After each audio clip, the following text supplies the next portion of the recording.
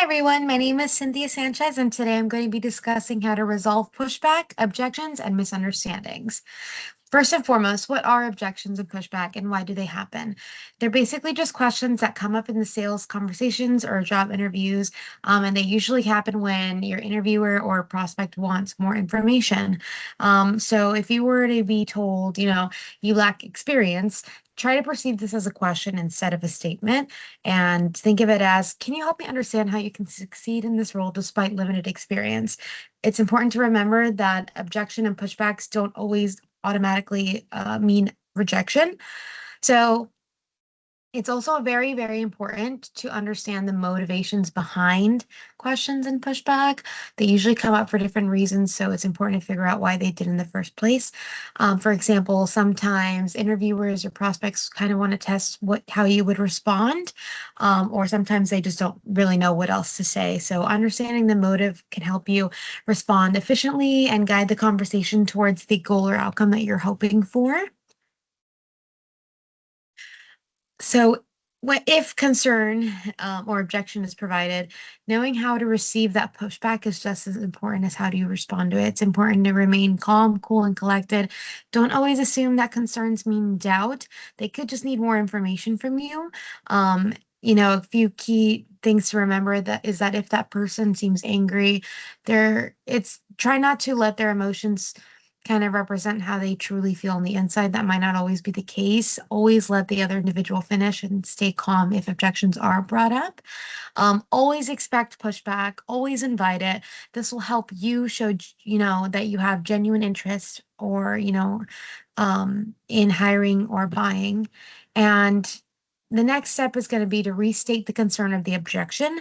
Repeating the objection back to the individual, either word for word or summary, will show that you actually understand what they had just said to you and shows genuine interest and active listening. For example, if someone were to tell you, I don't think you are a good fit for the job, rephrase it. There's two different types of ways that you can rephrase. It's basic or advanced. The basic one for this specific question could be, so you're saying I'm not a good fit for this role, or the advanced rephrase could be a little more technical. And so you are concerned that I haven't provided enough details regarding my skills and experience to show that I'm the right candidate for this role. Then you want to make sure that you're softening or validating what was just heard. So in this step, you're not necessarily agreeing to the objection, but you're acknowledging that the person has a right to have it. This will help you de-escalate emotional temperature in conversations, maintain rapport with that person, and reduce resistance.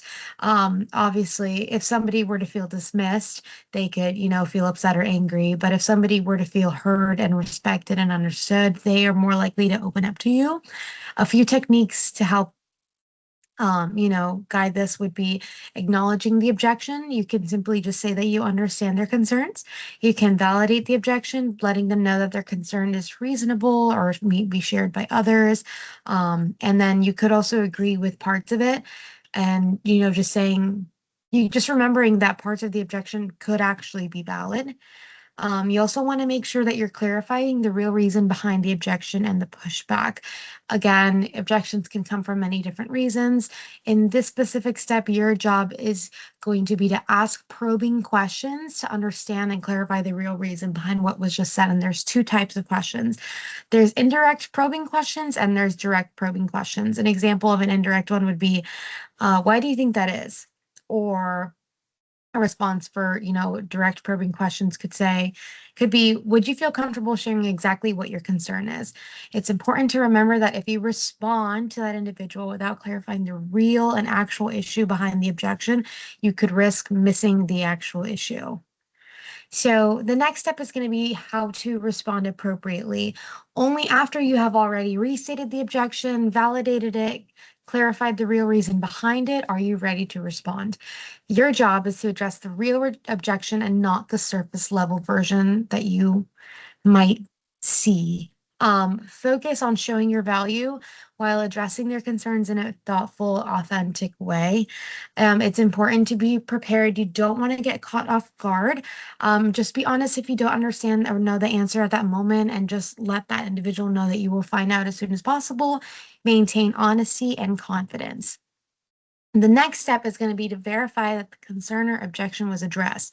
So you want to verify or confirm that the other person, you guys are on the same level and that they are satisfied with your answer and their understanding, interest, or agreement is there. You want to use, short and simple statements, and this will help you confirm that your response made sense to them. So an example of this could be, does that make sense? Does that answer your question? Is that correct? And getting this confirmation will help ensure that you've truly resolved that specific concern or objection that was brought up. So the final step is to find out if there are any more concerns that haven't been brought up already. Sometimes people are hesitant to share all of their concerns right away, and it's your job to make sure that you're creating a safe space for those individuals for them to be able to voice those concerns. So you could ask something like, before we conclude, is there anything else you would like to address? Your goal in this step is to resolve all of the possible concerns while you are still actively in that conversation and in the room. And thank you so much.